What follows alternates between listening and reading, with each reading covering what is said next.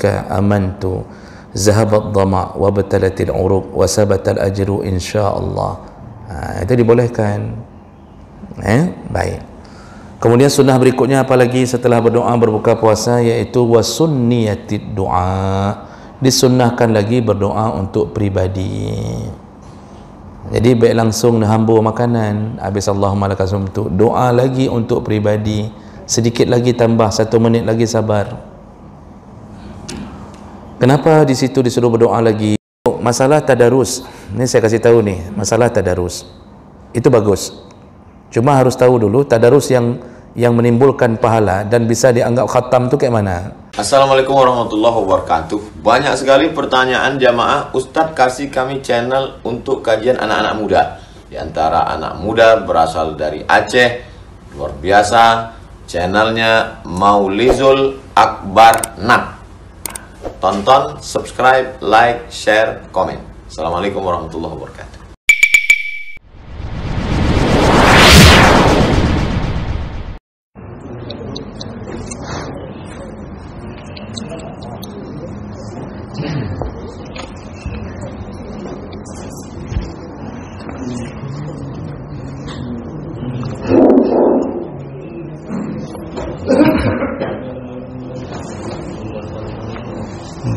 Bismillahirrahmanirrahim. Assalamualaikum warahmatullahi wabarakatuh.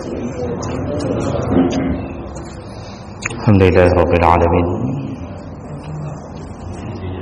Wassalatu wassalamu ala nabiyyina wa sayyidina Mustafa Muhammadin wa ala alihi wa ashabihi ajma'in. Amma ba'd. Rabbi shrah li sadri wa yassir li amri wahlul 'uqdatam min lisani yafqahu qawli. Segala puji bagi Allah, kemudian salawat dan salam pada Rasulullah, pada keluarga dan seluruh sahabat-sahabatnya. Jemaah subuh, bapak-bapak dan ibu-ibu yang Allah muliakan insyaallah. Di pertemuan yang lalu kita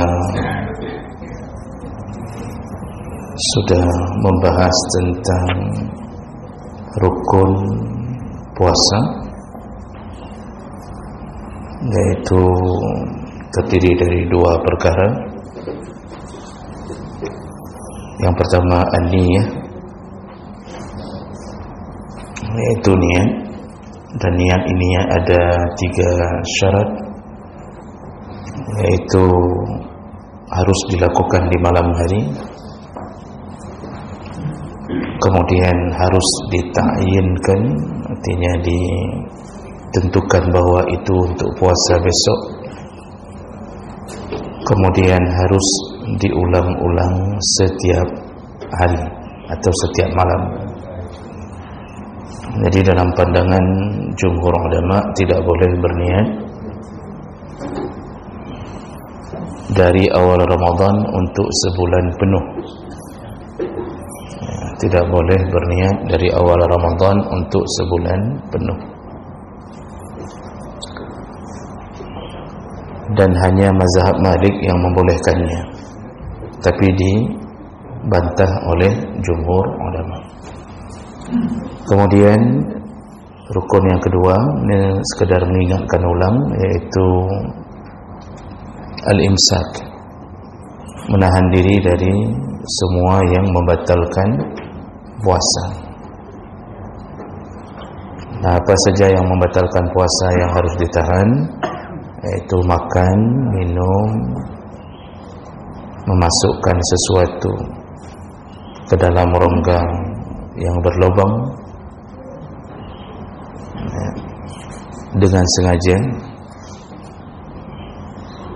kemudian muntah dengan sengaja, lalu melakukan hubungan suami istri siang Ramadan. Ini bahkan berakibat kepada kafarah, wajib puasa 2 bulan berturut-turut, dan itu dilakukan oleh suami, bukan oleh istri. Ya, bayar kafarah itu dilakukan oleh suami, bukan istri, karena suami yang menentukan keadaan. Kemudian al-istimna, yaitu onani atau masturbasi bahasa sekarang. Nah, itu bisa membatalkan. Tapi kalau seseorang mimpi basah di siang hari Ramadan, maka tidak batal, cukup hanya mandi wajib lalu menyambung puasanya. Lalu haid, nifas, gila dan murtad, itu semua pembatal puasa. Baik, kita lanjutkan. Berikutnya yang kita bahas adalah sunanu as-sawm wa adabuhu, yaitu sunnah-sunnah dalam Ramadan dan adab-adabnya. Nah, sunnah-sunnah dalam Ramadan inilah perkara yang menyempurnakan Ramadan. Kalau rukun itu untuk mengetahui bahwa puasa kita sah atau tidak. Cukup syarat rukun, cukup syarat dan rukun sah puasa. Tak cukup, tak sah puasa, wajib ganti. Nah, tapi kalau untuk menyempurnakan Ramadan yang sesuai dengan kehendak Allah dan keinginan Nabi, maka hendaknya kita melakukan yang sunnah. Karena sunnah itu membuat Allah mencintai orang-orang yang melakukannya. Apa saja? Yang pertama, as-sahur. Disunnahkan melakukan sahur. Rasulullah yang menyuruh untuk bersahur, yaitu kata Rasulullah, tasaharu fa inna fis sahur barakah. Bersahurlah karena di dalam sahur ada keberkahan. Jadi tujuan sahur sebenarnya adalah barakah. Kalau begitu, sahur itu tak mesti makan banyak. Karena bahkan makan banyak pun bisa menyebabkan lemah. Tapi bersahur karena taat, walaupun sebutir kurma atau segelas air, maka yang diinginkan adalah keberkahannya. Ada orang tua mengatakan pada anaknya, nak makan banyak-banyak biar kuat puasa. Itu salah. Karena makan banyak belum tentu kuat puasa, malah jadi tak kuat. Tapi kalau kita suruh nak sahur, Nabi suruh sahur, walaupun cuma segelas air,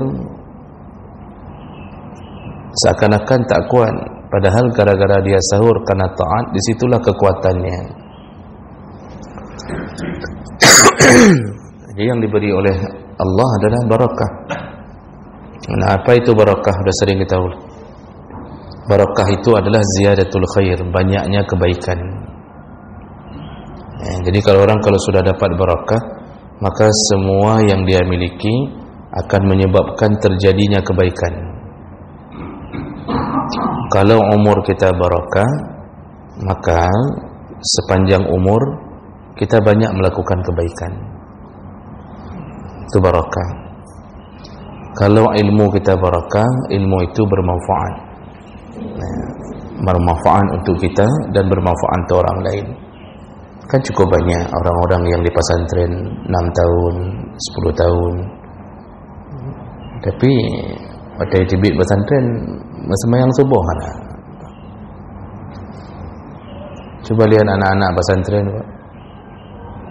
Itu pulang pesantren lalu mereka merasa bahwa ini waktunya istirahat. Akhirnya tak salat subuh. Orang tuanya salat subuh, dia tak salat subuh padahal di pesantren 6 tahun. Itu menunjukkan apa? Tidak berkat ilmu, hana barakah. Bahkan tak bermanfaat ke orang lain, mufhum, tapi dia tidak manfaat ke orang lain. Nah, itu menunjukkan Allah cabut keberkahan ilmunya. Kalau Allah berikan barakah pada harta, maka harta kita itu banyak berbuat kebaikan. Kalau seandainya dengan harta kita mampu membeli mobil, maka mobil itu pun terbawa kepada kebaikan.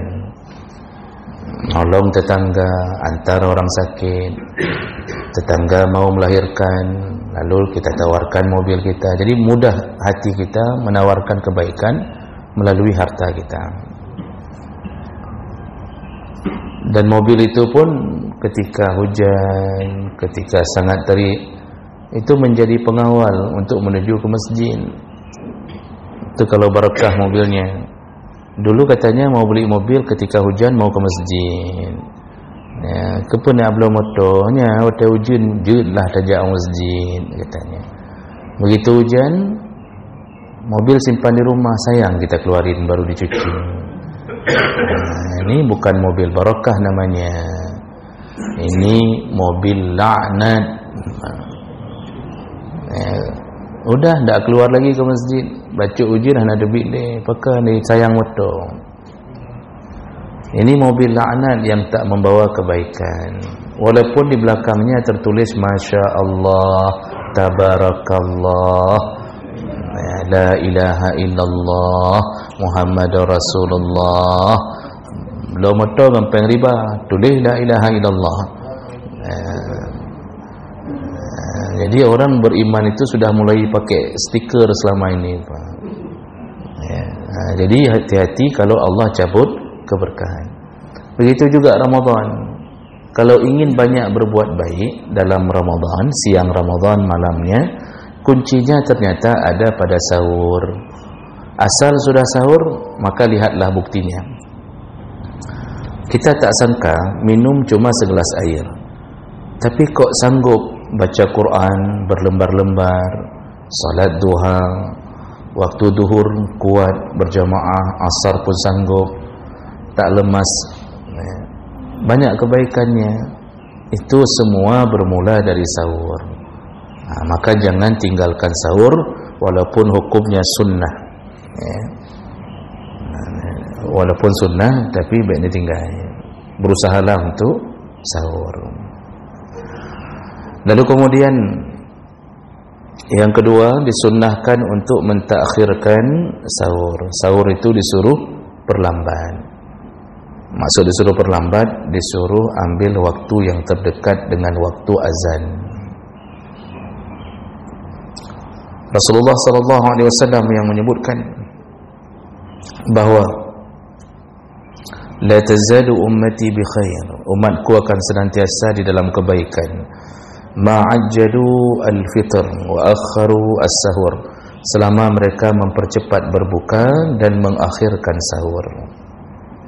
Jadi sahur itu sunnahnya diakhirkan. Akhirkan itu menuju ke waktu azan.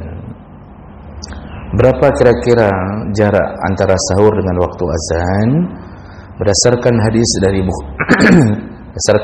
dari Bukhari, hadis riwayat Bukhari dari Anas bin Malik radhiyallahu anhu. Anas bin Malik melihat Zaid bin Sabit dan Rasulullah bersahur bersama. Setelah itu para sahabat lain bertanya, berapa lama antara dimulainya sahur Rasulullah dengan azan subuh? Apa jawaban Anas bin Malik? Qadara ma yaqra'u rajul 50 ayah. Yaitu kira-kira kalau orang baca Quran itu dapatnya 50 ayat. Nanti kalau 50 ayat kita bisa tebak bacaan murattal itu sekitar 15 menit sebelum azan. 15 menit sebelum azan, disitulah waktu sahur terbaik. Jadi dilambatkan sahurnya sampai mendekati azan. Sedangkan waktu sirine itu sebenarnya bukan waktu imsak.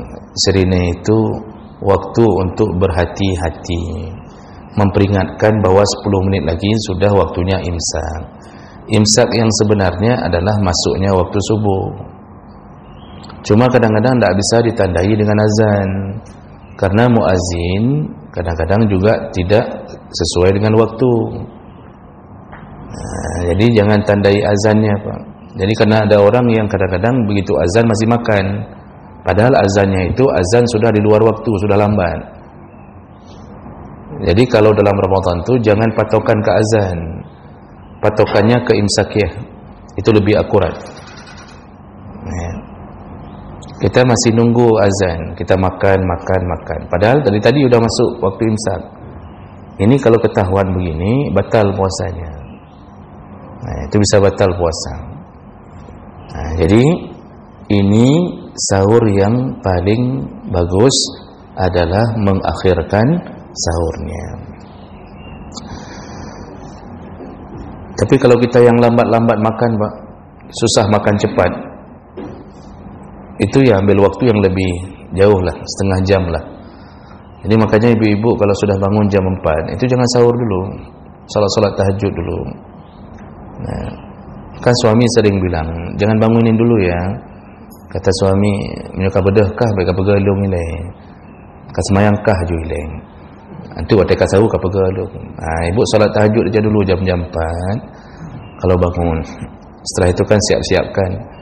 Dalam salat tahajud itu, setelah salat tahajud berdoa supaya Allah memberi taubat kepada suami yang kurang ajar tadi.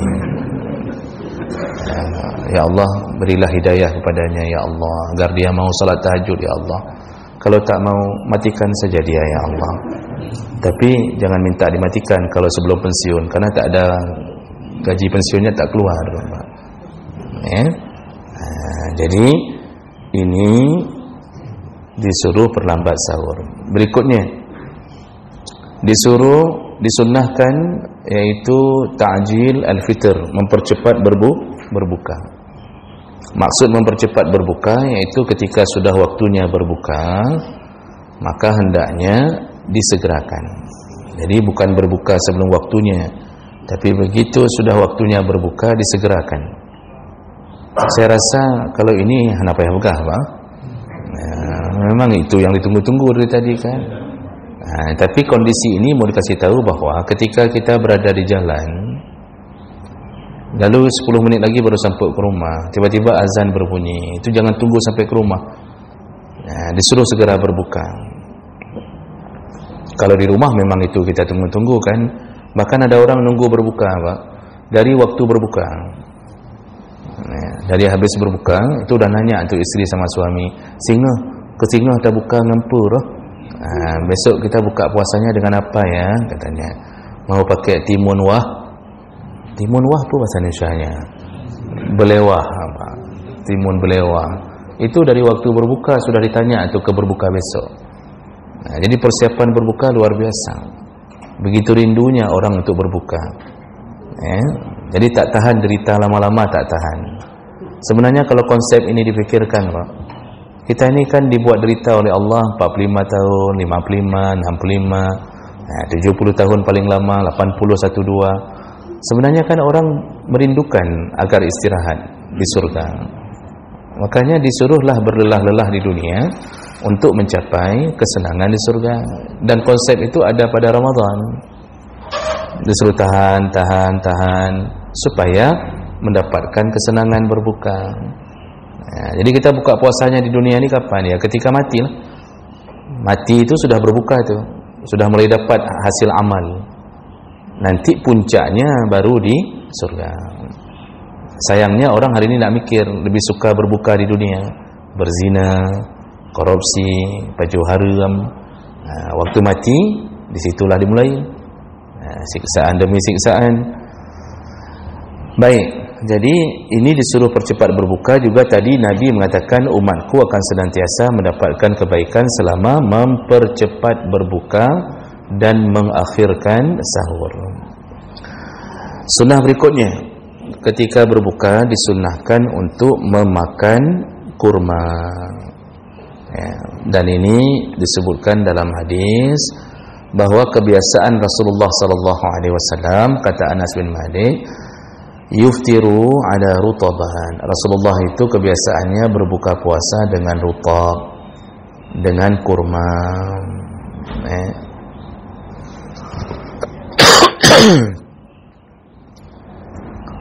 Kurmanya kurma rutab. Rutab itu kurma yang sudah masak, agak lembek-lembek ya, seperti kurma sukari yang sudah masak. Itu sunnahnya begitu. Fa in lam takun rutaban, kalau tidak ada rutab baru tamar, baru berbuka dengan kurma tamar. Tamar itu agak kering, yang model-model agak kering keras, itu tamar. Kalau tak ada tamar, barulah Rasulullah hasawatim mimma, baru minum segelas air. Jadi kalau begitu kita dapat keterangan bahwa berbuka itu bukan dengan air pertama, berbuka itu dengan kurma. Jadi berusahalah untuk memasukkan pertama sekali ke dalam mulut sesuai dengan sunnah nabinya adalah kurma. Kenapa kurma? Saya baca di dalam beberapa artikel, karena kurma yang mampu mengembalikan energi dan glukosa yang hilang selama 13 jam. Makanya sunnahnya kurma. Kalau risol boleh tidak? Ya bolehlah, cuma sunnahnya kurma. Oh, tidak sanggup makan kurma, harus dengan risol. Karena ada orang begitu, Pak. Kadang-kadang ada orang yang harus buka puasa dengan mie calu. Kalau bukan mie calu, dia tidak sanggup. Tetap mie calu. Bagaimana kita bilang kurma? Jadi solusinya bagaimana? Ya, campurkan kurma ke mie calu, supaya dapat sedikit sunnahnya. Ya, kira-kira begitulah ceritanya. Makanya beli kurma. Selama Ramadan beli kurma. Oh, ada yang bilang wajarlah, Rasulullah kan di sana memang makanannya kurma. Kita kan beda di sini. Rasulullah itu banyak makanan model ragamnya. Coba baca hadis, itu Rasulullah kadang-kadang makan bubur as-sarid, ada bubur bercampur kurma, ada yang model dibuat seperti bubur gandum. Nanti kadang-kadang seringnya Rasulullah makan daging, roti-rotian. Kalau buah-buahan banyak. Tapi pilihan kurma adalah pilihan yang disukai, dan itu menjadi petunjuk bagi kita. Kurma itu ada sesuatu di baliknya. Jadi habis makan kurma sebiji baru minum air. Kemudian sunnah berikutnya ad-du'a aqbul fitri. Setelah makan buka puasa, makan kurma, barulah disunnahkan berdoa. Jadi berdoa itu kapan? Yaitu ketika setelah makan. Jadi yang diucapkan Allahumma lakasumtu atau zahabat dhama wa batalatil uruq wa sabatal ajru insyaallah, itu doa itu semua diucapkan setelah berbuka. Aqbun itu Pak setelah berbuka. Jadi bukan ketika mau berbuka.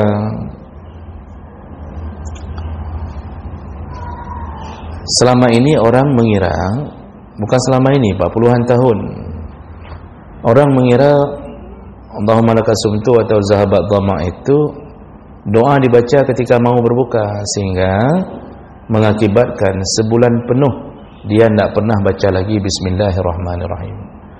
Padahal ketika mau berbuka itu makanan apapun, minuman apapun, itu tetap bacaannya bismillah. Tidak ada doa yang lebih mulia daripada bismillah. Tidak ada. Karena Allah senang sekali ketika seseorang menikmati apa yang diberinya lalu mengingat namanya. Itu senang sekali Allah. Maka bismillah ini kalimat singkat tapi mampu mengusir syaitan. Orang yang baca bismillah ketika makan, maka syaitan tak mengganggu makanannya karena tak sanggup menembus ke makanan itu. Jadi dimakan syaitan bagaikan dia makan bara api itu, kalau ada bismillahnya. Makanya makan selama puasa, membuka puasa itu dengan bismillah. Jadi yang doa Allahumma itu kapan? Setelah makan kurma, minum air sedikit, baru baca doanya. Ini bukan waktu sedang berbuka. Doa itu Pak ada beberapa versi hadis, ada yang dhaif, ada yang hasan. Memang dalam beberapa riwayat disebutkan doa zahabat dhama wa batalatil uruq wa sabatal ajru itu lebih kuat daripada hadis Allahumma lakasumtu. Tapi saya tak mau memvonisnya sebagai doa bid'ah, karena itu sebatas doa. Tak baca doa pun boleh, baca doa dengan bahasa gayo pun boleh. Misal ketika berbuka bapak ucapkan, ya Allah, berkahilah makanan ini, jadikanlah kami kuat. Bapak doa sama Allah dengan bahasa sendiri. Boleh tidak? Boleh. Doa itu agak bebas, Pak. Apalagi tak dilakukan di dalam solat. Jadi dia agak bebas. Jadi tidak perlu seseorang mengatakan Allahumma lakasumtunya doa bid'ah kerana penyakitnya. Padahal Allahumma lakasumtu itu hadisnya lemah saja. Bukan bermakna tidak boleh sama sekali. Itu hadis riwayat Daruqutni. Ada beberapa versi. Kalau Imam Nawawi mengatakan lebih bagus digabung. Contohnya di sini. Contoh digabung doa itu, yaitu Allahumma inni lakasumtu wa ala rizqika aftartu wa alaika tawakkaltu wa bika amantu zahabat dhama wa batalatil uruq wa sabatal ajru insyaallah. Itu dibolehkan. Baik. Kemudian sunnah berikutnya apalagi setelah berdoa berbuka puasa, yaitu wasunniyatid doa. Disunnahkan lagi berdoa untuk pribadi. Jadi baik langsung hambur makanan, habis Allahumma lakasumtu, doa lagi untuk pribadi, sedikit lagi tambah 1 minit lagi sabar. Kenapa di situ disuruh berdoa lagi? Berdasarkan hadis Nabi, lis-shaim 'inda fitrihi da'watun la turad. Orang yang puasa itu ketika berbuka doanya tidak tertolak. Orang yang sedang berbuka puasa doanya tak tertolak. Hadis riwayat Ibnu Majah dari Abdullah bin Umar. Orang buka puasa didengarkan doanya oleh Allah, tidak ditolak oleh Allah apapun yang dia minta. Kenapa begitu Bapak Ibu? Karena kita baru saja menyelesaikan ketaatan. Bayangkan 13 jam tidak menyentuh makanan yang halal. Kita kan syariat kita sebenarnya yang diharamkan bukan makanan haram. Mana ada diharamkan makanan halal? Orang Yahudi yang suka menghalalkan haram, mengharamkan halal. Itu kata Allah dalam surah Al-Maidah. Kita tidak. Kita ini kan yang diharamkan yang haram menurut Allah. Babi, pokoknya semua bangkai-bangkai. Tapi ketika Ramadan yang diharamkan malah makanan halal. 13 jam itu tidak boleh sentuh ayam, tidak boleh sentuh nasi. Minuman juga begitu. Yang diharamkan selama 13 jam dari habis sahur itu kan minuman halal. Yang tidak boleh disentuh, air putih tidak boleh, air wudu tidak boleh, air untuk minum maksudnya. Jadi cobalah pikirkan, kalau begitu kita bertahan 13 jam untuk siapa? Hanya karena Allah. Kalau bukan karena Allah, kita akan mengatakan bahawa kok tak boleh. Boleh dalam syariat minum air putih. Boleh kan makan Indomie, boleh kan ini dan itu. Berarti kita bertahan karena Allah sampai pucat, sampai lemas, sampai tercampak di dinding masjid tak sanggup bangun lagi. Maka kalau sudah begitu taat kita ke Allah, waktu kita minta di ujung kita berbuka, kita minta sesuatu, apakah mungkin ditolak Allah? Tak mungkin ditolak Allah. Semua doa tak mungkin tolak Allah, kecuali orang itu makan haram. Itu baru doanya tertolak. Jadi Bapak Ibu yang Allah muliakan, makanya habis buka puasa itu doa lagi Pak sebentar, minta apapun. Yang belum kahwin minta kahwin. Jadi bisik-bisik saja dengan Allah. Yang sudah kahwin sudah cukup, jangan minta lagi. Minta supaya rezeki berkah. Yang belum diberi Allah anak, mintalah anak sama Allah. Karena Nabi Ibrahim pun tak berhenti-berhenti minta anak. Nabi Zakaria pun tak berhenti-berhenti minta anak. Yang sudah kebanyakan anak, mintalah supaya di stop sama Allah. Kedua belah ni kasih. Itu contoh. Jadi apapun, paling kurang kita mengucapkan Rabbana atina fid dunya hasanah. Pokoknya terserah Allah lah apa yang baik. Nah, ini adalah perkara yang sering ditinggalkan, tidak berdoa setelah berdoa. Baik, berikutnya sunnah berikutnya, Selama Ramadan disunnahkan taftir shaimin, yaitu memperbanyak memberi makanan orang berbuka puasa. Disuruh perbanyak memberi makanan orang berbuka puasa. Memberi makan orang berbuka puasa itu Bapak Ibu tak mesti mengantarkannya ke menasah. Saya sering mengatakan di mana-mana, buatkan paket ke orang miskin untuk sebulan. Itu lebih utama. Bapak Ibu buat bungkusan,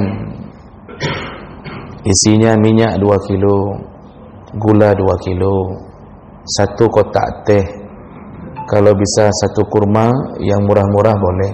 Kira-kira 1 plastiknya habis 60 ribu lah. Kita kasih ke 30 kakak miskin. Man kalau 30 kakak, 30 kali 60 berarti cuma habis 1.800.000. 1.800.000 untuk 30 orang miskin, 30 kakak orang miskin. Apa yang terjadi Bapak Ibu? Ketika mereka berbuka puasa, mereka menggoreng dengan minyak kita. Karena tadi kita kasih minyak apa? Minyak kita kan? Berarti mereka gorengannya dengan minyak kita. Lalu mereka membuat minuman dengan gula kita. Lalu mereka mencelup-celupkan teh ke dalam minumannya juga dengan teh kita. Jadi ini Masya Allah Pak, kita tak sadar, bahkan mungkin melampaui bayangan kita. Semua dalam satu keluarga itu ada 5 orang. Semua makan dengan hasil apa yang kita beri, sentuhan-sentuhan hasil kita beri. Itu semua 5 orang ini dikopi oleh Allah kepala mereka. Pahala, bukan ke kepala, pahala mereka dikopi Allah, lalu diberikan untuk kita yang memberikan makanan berbuka untuk mereka. Bayangkan Bapak Ibu, satu keluarga ada 5 kakak, kita tadi beri 30 kakak, 5 kali 30 sertuh 50 tip uro. Setiap hari kita dapat pahala selain pahala puasa kita. Jadi yang dikopi apa? Pahala puasanya Pak, sempurna pahala puasanya. Makanya berikan kepada fakir miskin yang puasa. Yang hana puasa, hana payah juga. Hanya puasa. Itu dikejar Pak, amalan Ramadan itu. Karena pahala dalam Ramadan itu tak terbayang. Dia di luar prosedur itu. Nabi mengatakan Allah suka-suka memberi dalam Ramadan. Maka buatkan paket ke fakir miskin. Utamakan dulu si miskin, si fakir yang berasal dari kalangan saudara sendiri. Misal kampung bapak di mana? Di Bernun, Merdu. Antarkan ke sana Pak, 15 paket untuk Pak Wa, Pak Cik, keponakan. Hantarkan. Karena pahalanya dapat 2 kali lipat lagi, yaitu pahala bersedekah. Jadi sudah dapat pahala sedekah, lalu dapat pahala menyambung silaturahim. Itu hebatnya kalau memberi ke saudara. Jadi utamakan dulu saudara. Itu yang dimaksud dengan memberi makan orang berbuka. Tak mesti tiap-tiap berbuka kita kasih. Setelah kita beri itu, tadi sudah habis modal cuma dengan 1.800.000, sedangkan gaji kita 12 juta. Berapalah keluarnya itu? Kan sedikit sekali keluar. Bapak kan saya lihat wajah-wajah 12 juta semua ni. Cuma 1-2 aja yang 1.200.000. Ini rata-rata wajah 12 juta. Wajah sertifikasi. Hanya sertifikasi padahal 12 juta, untuk 18 juta. Jadi Bapak Ibu yang Allah muliakan, ini amalan yang harus dikejar dalam Ramadan. Di samping itu baru tiap-tiap hari berilah, antarkan makanan ke menasah kalau ada berbuka puasa. Jadi itu baru kasih model-model bakwan, risol, kanji, bororom, bau menceron itu Pak. Timpan. Itu kasihnya ke menasah dan tak perlu tunggu jadual. Kalau mau dapat tiap hari pahala itu tak perlu tunggu jadual. Karena ada orang yang nunggu jadual malam ke-29, lorong 29, dari nomor rumah 29 sampai 60 misalnya. Dia cuma tunggu malam ke-29, tak pernah kasih ke orang berbuka. Rugi betul, Mak. Lewat hari-hari tanpa pahala orang lain. Jadi memang di Ramadan itu disuruh curi-curi pahala orang. Curi pahala orang. Caranya kasih makan berbuka.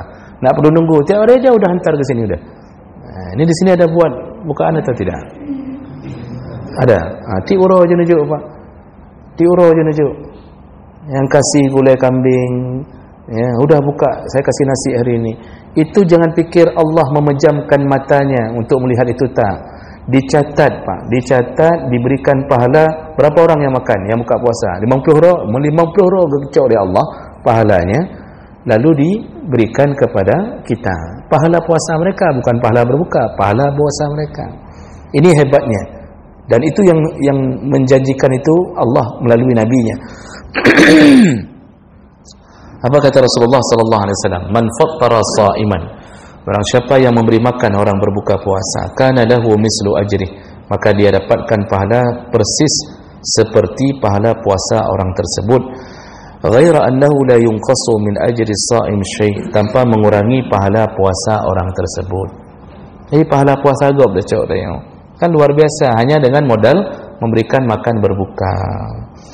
Nah, saya sering mengingatkan supaya orang senang waktu berbuka dengan apa yang kita beri, kasihnya yang bagus. Jadi kalau risol tu, Pak, risol yang agak gemuk sikit. Jangan risol kurus-kurus, karena orang kurus kok bahaya-bahaya namanya, Pak. Ya, ada yang rencana mau minta 3 periode. Dia orang yang gemuk-gemuk itu yang bagus. Makanya risol pun disuruh cari yang gemuk. Ya. Cuma ada juga gemuk yang tak kurang, yang kurang-kurang. Aduh joget. Nah, jadi Bapak Ibu yang Allah muliakan, kasih yang bagus, Pak. Risol 2,500 Pak kasih. Itu isinya sudah ada 1 sosis di dalamnya. Sudah ada telur, Pak. Telur potong 10, telur rebus potong 10 dah ada. Nah, sudah lengkap tu. Begitu digigit, senangnya orang berbuka. Itu malaikat pun senang, Allah pun senang. Ini kasih risol kulit semuanya, Pak. Dari awal, ya, dari awal penciptaan sampai ke ujung kita gigit, itu kulit dalamnya, Pak. Ya sakit hati kok, man. Kalau kasih bororom yang lengkap sempurna di dalam isinya, waktu digigit keluar cerot keluar, Pak. Lalu kemudian ada gula merah mengalir. Itu dari makan, mengalirnya dari mulut sampai ke hati itu, Pak, karena lezatnya. Ini enggak, begitu digigit, puff, keluar. Angin tiba-tiba. Tak ada apa-apa, cuma tepung saja. Kata orang buka puasa, kurang aja. Han tak habis, hana mangan. Jadi tak habis, dia tersiksa. Makanya jangan kasih yang begitu-begitu. Kasih yang bagus. Cari buka puasa, jangan cari yang murah, cari yang mahal. Untuk apa kasih tapi tak bermanfaat? Nah, nanti ada yang nanya, ada yang pernah nanya, kayak mana kalau tidak habis, sudah kita kasih 50 risol bagus-bagus, karena banyak sekali yang kasih, tidak habis, akhirnya dijadikan untuk makanan setelah tarawih. Masih dapatkah pahala berbuka? Masih, karena ukurannya ukuran niat. Ukurannya niat. Kita berniat, ya Allah, ini untuk buka puasa. Rupanya terlalu banyak sehingga tak tersentuh. Tetap dapat pahala niat untuk memberikan makanan berbuka. Karena kalau itu harus dihabiskan, kan kita harus kontrol sendiri. Habis kasih makanan berbuka, kita datang. Kapaju ada kele kapaju. Tak harus begitulah, cukup capek kayak gitu, Pak. Biar aja nanti disambung setelah tarawih. Itu kita dapat pahala sempurna tetap dengan niat kita. Sudah, ini masalahnya sedikit, cuma memberi makan orang berbuka, tetapi Masya Allah pahalanya tak terhingga, Pak. Dan ini cuma sehebat pahala ini ada dalam Ramadan. Di luar Ramadan dapat, tapi tak sehebat Ramadan. Contoh memberi makanan orang buka puasa Senin Kamis, dapat pahala. Cuma tidak segelembung Ramadan. Karena Ramadan itu memang pahalanya sudah tak terhingga itu. Baik. Saya teringat dulu kadang-kadang kan dalam Ramadan tu ada bukaan berapa kali dengan kari kambing.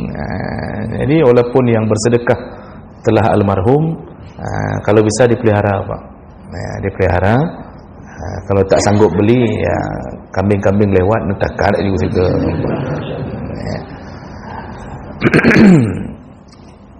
Dan yang setelah meninggal dunia, maka Allah alirkan pahala mereka yang telah berbuat baik selama hidupnya. Itu pasti, ya.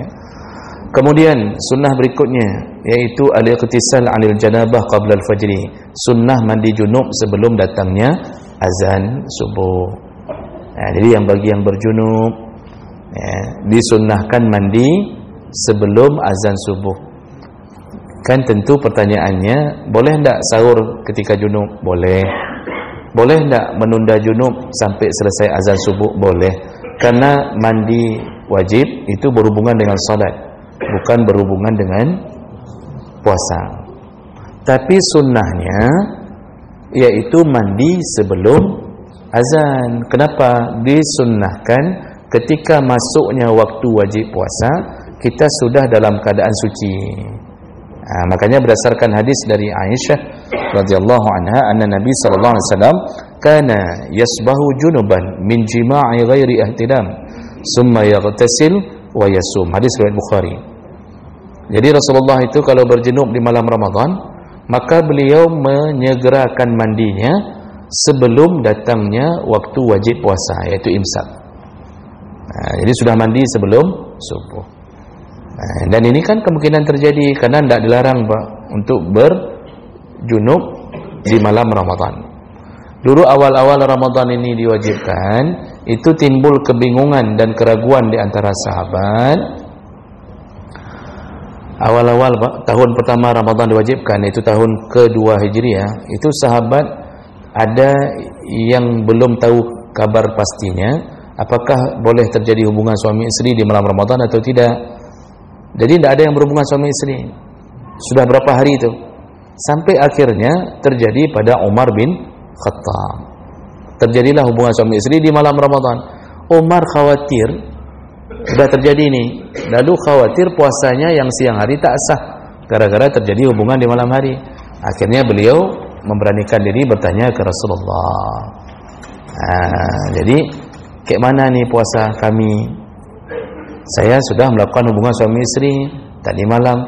Di situ baru turun ayat uhilla lakum lailatas siyam ar-rafasu ila nisaikum. Dihalalkan bagimu malam Ramadan untuk tetap boleh berhubungan dengan istrimu. Di situ baru terbuka tabir. Setelah itu barulah sahabat faham ternyata malam tak dilarang. Awal-awal Pak, berapa hari pertama itu semua tidak ada yang berani menyentuh istrinya.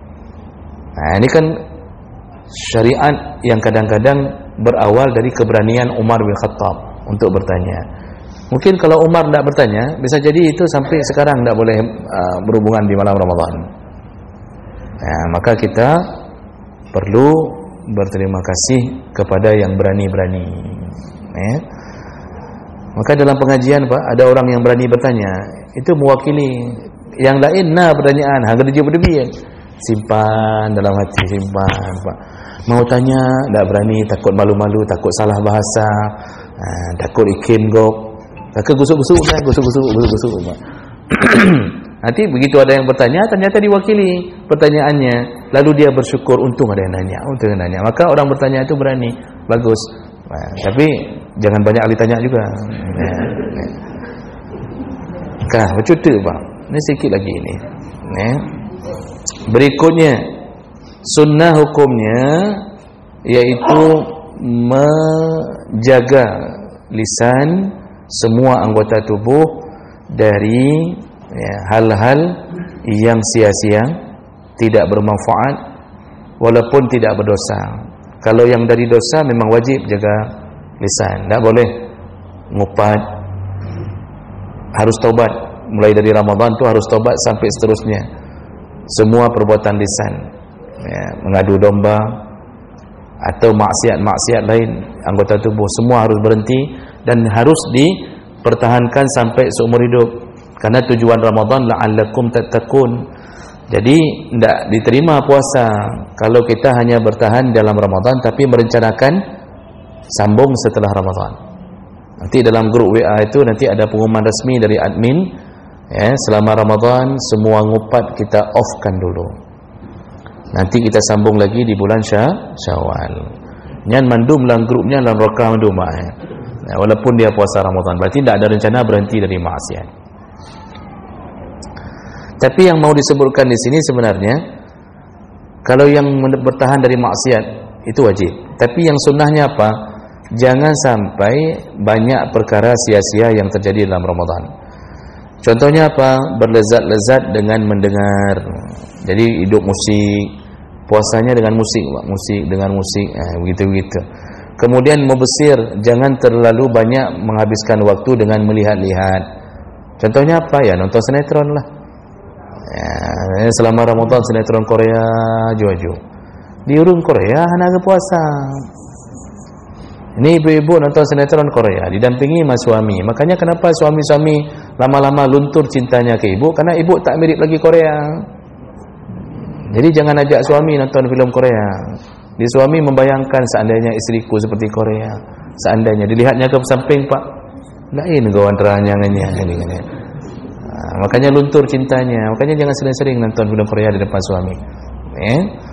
Jadi dalam Ramadan itu jangan habiskan waktu nonton sinetron. Disuruh perbanyak ibadah. Dan lalu dilarang juga jangan habiskan waktu melakukan berlezat-lezat dengan berendam, mandi terus-terusan hanya untuk mendingin-dinginkan. Jadi ini perkara yang dijauhkan. Berikutnya sedikit lagi, kemudian berbanyaklah menuntut ilmu, membaca Quran, berzikir, salawat. Itu Ramadan diperbanyak. Bapak Ibu, masalah tadarus, ini saya kasih tahu nih, masalah tadarus itu bagus. Cuma harus tahu dulu tadarus yang menimbulkan pahala dan bisa dianggap khatam itu kayak mana. Boleh sambung menyambung baca Quran. Misal kita duduk berkeliling begini, sambung menyambung baca Quran dan baru disebut khatam bersama. Satu orang baca, yang lain dengar. Itu sama pahalanya. Karena Allah mengatakan wa iza quri'al Quran fastami'u lahu wa ansitu la'allakum turhamun. Kalau engkau baca Quran, maka dengarkanlah. Kalau ada yang baca Quran, lalu dengarkanlah. Diam dengarkan, engkau pun akan mendapat rahmat. Jadi tadarus itu kalau satu baca, yang lain dengar. Kadang kalau bisa ditahsin, salah itu, tajwidnya kurang, panjangkan. Itu lebih baik begitu tadarus. Dan itu kalau khatam bersama. Selama ini tadarus enggak. Yang diandalkan anak-anak. Anak mi kumpul menasah tadarus. Satu orang baca pakai mic.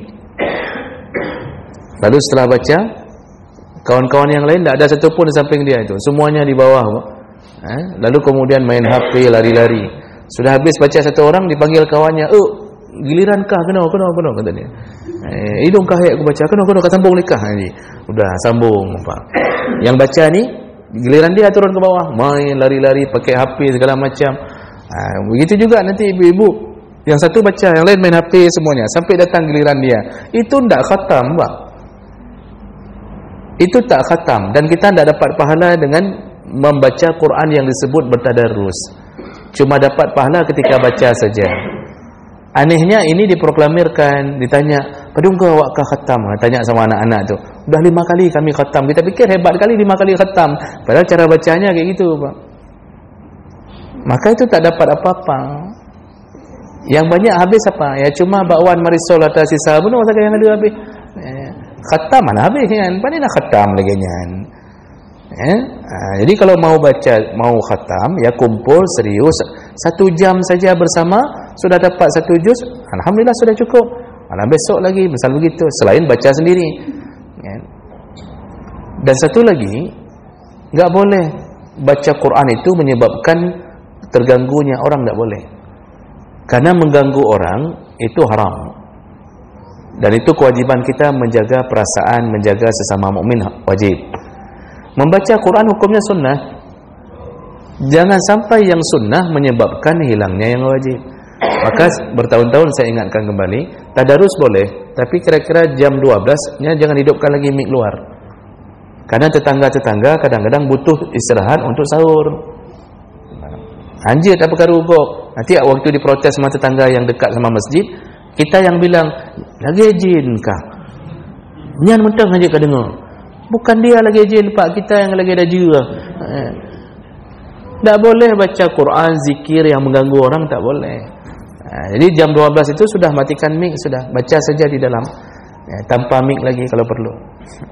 Jadi ini yang perlu dijaga. Yang terakhir al-i'tikaf, sunnah i'tikaf nanti di 10 akhir Ramadan. Baik, demikian inilah hal-hal yang sunnah yang perlu dijaga.